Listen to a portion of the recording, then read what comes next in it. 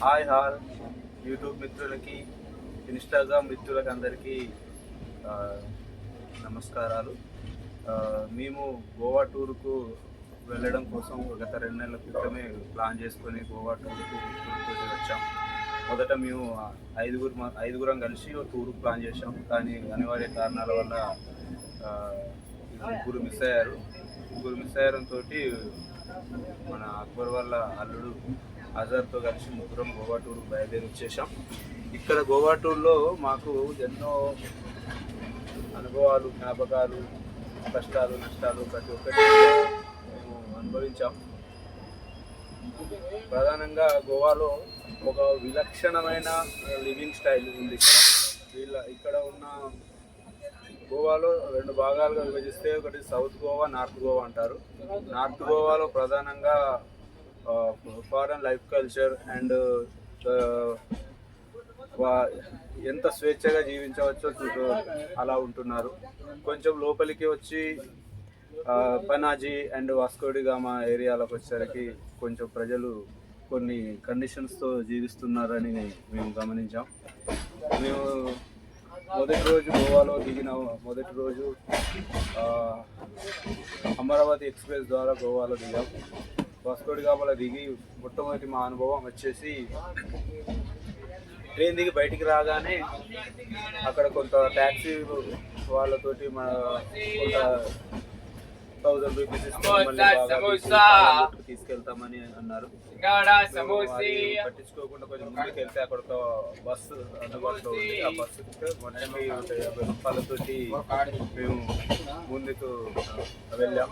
బాగా బీచ్లో దిగిన తర్వాత కొంతమంది ఫ్రెండ్స్ తోటి ఒక రూమ్ వాళ్ళతో పాటు ఉందాం అనుకుంటే మాకు అక్కడ సెట్ కాలేదు. కాకపోతే మేము బయటకు వచ్చి వేరే రూమ్ చూసుకొని వెళ్ళాము. కానీ రూమ్ చూసుకోవడం అనేది కూడా ఒక వింత అనుభూతి. ఇక్కడ మనం ఏది పడితే అది తొందరపడి తీసుకోకుండా కొంచెం వెతికి తీసుకొని మంచి రూమ్ తక్కువ రేట్లో రూమ్ చూసుకొని ఉంటే కొంచెం బడ్జెట్ తగ్గించవచ్చు. ఇంకా చెప్పాలంటే సరే ఏదో ఒక రూమ్ తీసుకున్నాం కొంత బడ్జెట్ తోటి 10,000కు 4 రోజులకు. తర్వాత రూమ్లో సెటిల్ అయిన తర్వాత మొదటి రోజు బాగా బీచ్ దగ్గర ఉండడంతో మేము బాగా బీచ్ షేక్ పేరుతోటి అక్కడ చాలా హై సౌండ్ రేంజ్తో డీజే మ్యూజిక్ తోటి ఎంజాయ్ చేసే అది క్రిస్మస్ రోజు కావడంతో చాలామంది వచ్చారు. ఎంతో ఎఫెక్టివ్గా 12 గంటల వరకు ఉండి జ్యూస్ఫుల్గా డ్యాన్స్ చేయడం ఇంకా చాలా ఎంజాయ్ చేసాం. ఆ రోజు 12 గంటల తర్వాత రూమ్కి వచ్చి పడుకొని మార్నింగ్ లేచి తెల్లారి మేము బైక్ మీద తిరుగుదామని ప్లాన్ చేసుకున్నాం. కానీ మేము బైక్ ఎలా ఫైండ్ అవుట్ చేయాలి, ఎట్లా వెళ్ళాలి అని ఎట్లా రావాలని తిరుగుతూనే ఉంటే మాకు బైక్ సరిగా దొరకకపోవడం ఆ రోజు 12 గంటల వరకు బైక్ అందుబాటులో లేదు. కానీ బైక్ రేట్ విపరీతంగా పెంచేశారు. ఓ రోజుకి 800, 700 రూపాయలు చొప్పున తీసుకొని 2 బైకులు తీసుకొని మొదటి రోజు అగాడా పోర్టుకు వెళ్ళడం మేము ప్రయత్నించాం. అక్కడ మేము క్రమంలో ట్రాఫిక్ ప్రాబ్లమ్స్ కావచ్చు ప్రతిదీ కూడా మాకు కొత్త అనుభవాన్ని ఇచ్చింది. ఎందుకంటే మొదటిసారి గోవాలో బైక్ మీద తిరుగుతున్నాం మరియు కొత్త ప్లేస్కి వెళ్తున్నాం. మాకు ఏ లొకేషన్ ఎక్కడ ఉంటుందో తెలియదు. 1 by 1 వెళ్ళాలి.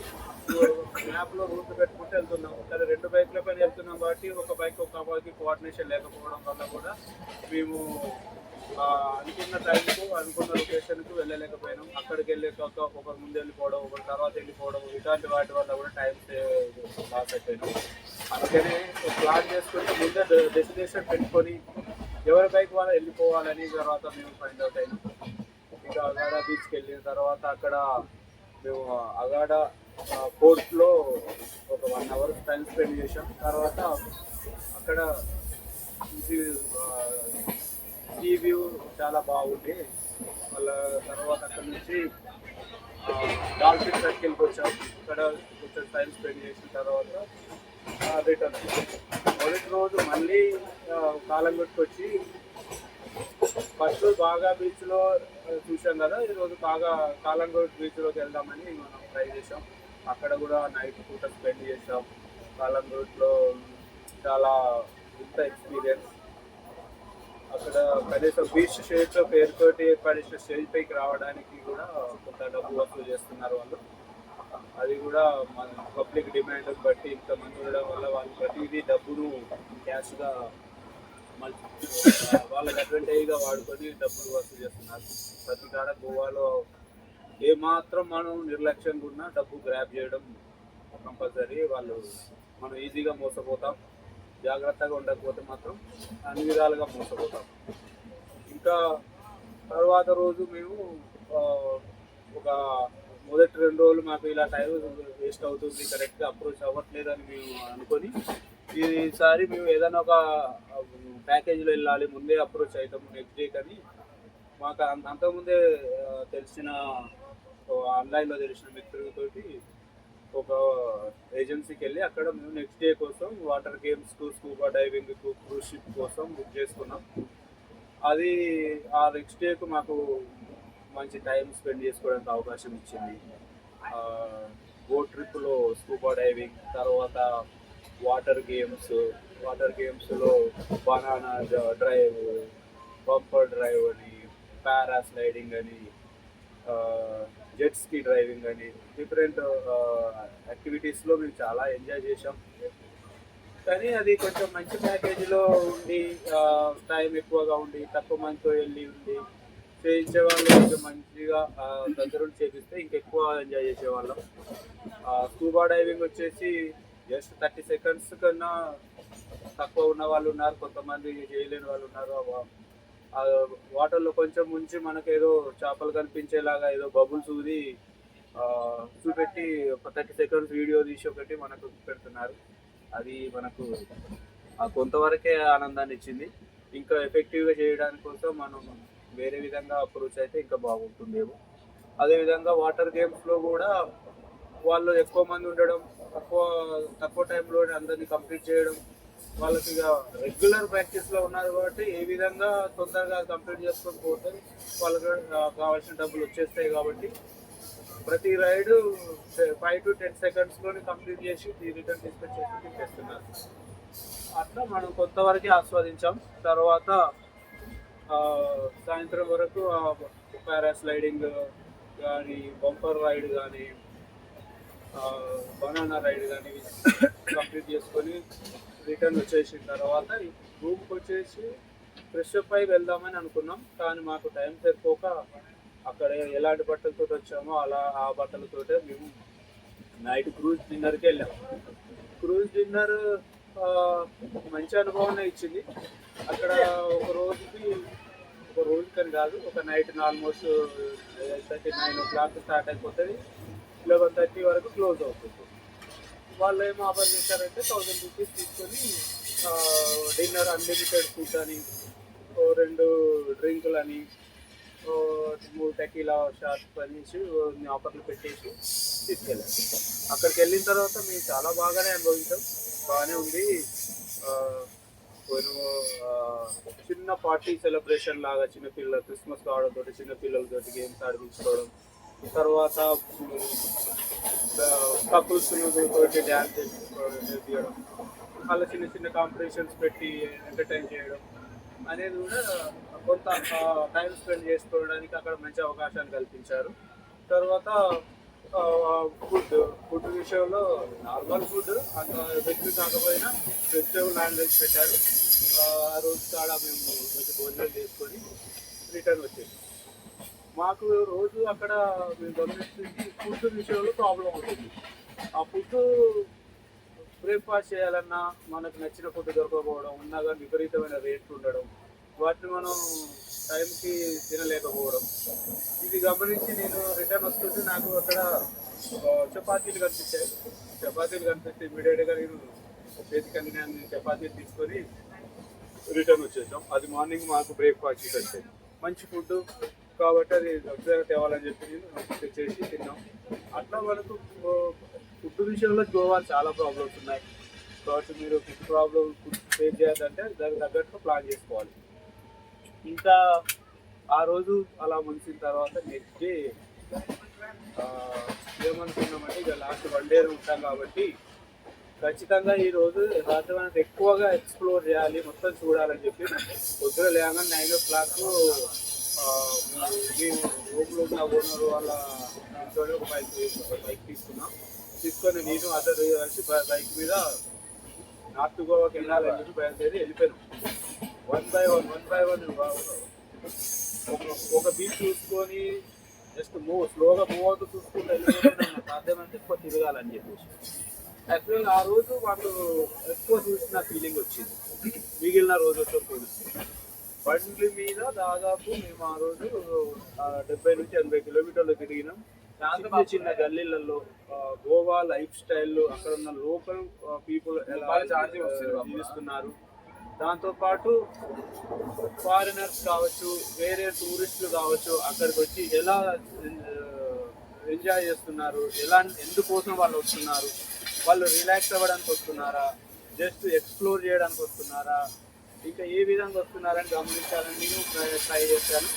అట్లా నేను ప్రతి బీచ్లోకి వెళ్తూ ఫారినర్స్ మాత్రం ఎక్కువ శాతం ఎక్స్ప్లోర్ చేసేదానికంటే రిలాక్స్ అవ్వడానికి వస్తున్నారని గమనించాను. బీచ్లో వాళ్ళు సాధ్యమైనంత ఎక్కువ టైం సీటింగ్ తీసుకొని కూర్చొని పడుకొని మసాజులు చేయించుకుంటూ రకరకాలుగా ఫుడ్ అవైలబిలిటీ కానీ లిక్కర్ కానీ తీసుకుంటూ టైం స్పెండ్ చేస్తూ వాళ్ళ టైం ఎంజాయ్ చేస్తున్నారు. లోకల్ టూరిస్టులు అంటే ఇండియన్ టూరిస్టులు ఎక్కువ శాతం కొత్త ప్లేస్ చూడాలని దాంతో ఎక్స్ప్లోర్ చేస్తున్నట్టు గమనించాను. ఇంకా ఆ రోజు దాదాపు గోవా బోర్డర్ మహారాష్ట్ర బోర్డర్ వరకు వెళ్ళాము. ఆరంబోల్ బీచ్ తర్వాత త్రివియల్ అనే రివర్ పైన కట్టిన ఒక బ్రిడ్జ్ దాకా వెళ్ళాం. ఆ బ్రిడ్జ్ ఎలా ఉంటుందంటే మహారాష్ట్ర అండ్ గోవాకు మధ్యలో బ్యారియర్గా ఉంటుంది.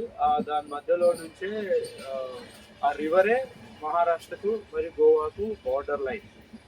దాని మీద మేము వెళ్ళి ఫోటోలు దిగాం. అది మహారాష్ట్ర అండ్ గోవా బార్డర్ అనేది చెప్పడం. తిరిగి రిటర్న్లో మళ్ళీ వచ్చాం. ఇంటికి వచ్చేసిన తర్వాత ఆ రోజు ఆల్మోస్ట్ 7-8 అయింది.